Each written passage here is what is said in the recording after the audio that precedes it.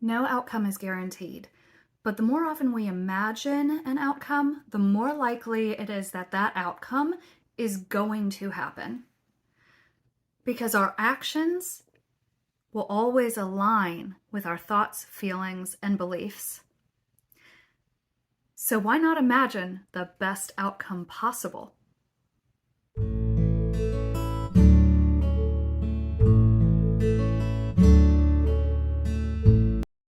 You know, there's always something to imagine, even in the worst case scenario. Sometimes your vision could be delayed. But does that really matter if you get to your destination in the first place? Regardless of how long it takes? Does it really matter if you get to your destination sometime? Just don't stop. Learn to see the forest through the trees. By the time you reach the destination, the time that it took to get there doesn't really matter. So don't make the time that it takes matter from the very beginning. Keep imagining your best possible outcome, your vision. Execute the actions that it takes to reach your vision seamlessly, consistently, and just keep moving forward. Try your imaginations on for size as well. Take a couple of specifics about a certain time period, what you anticipate to be the end date that you get to your outcome. Regardless of when that's, a few months from now, a year, 5 years, 10, doesn't matter. Take a couple of specifics about that time period when your outcome has come true, has come about, has happened. And try out different details to see what feels good. And if you're coming up on parts of that imagination that don't feel good, try out different details. Make it feel good. Imagine very specifically how you will feel when your outcome comes about, when your desired outcome comes about, the best case scenario.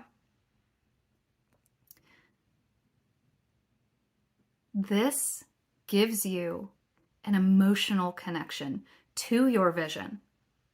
And that is critical because if your vision does not have a strong enough emotional connection,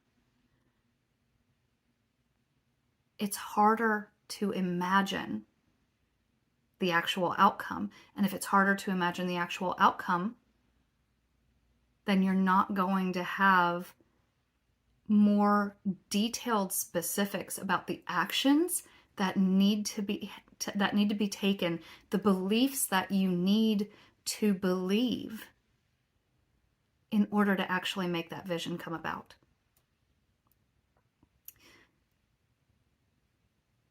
This is what imagination really is all about. Making it so that you are taking action in little ways and in big ways to get to your desired result, to get to your vision. Let me give you an example of mine. So many people go through the weight loss and fat loss process. I work with my clients to help them through that process too. But if I just simply say that I want to lose 20, 30, 40, 50 pounds,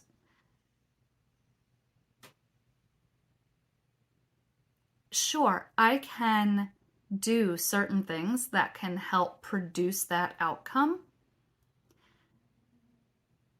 but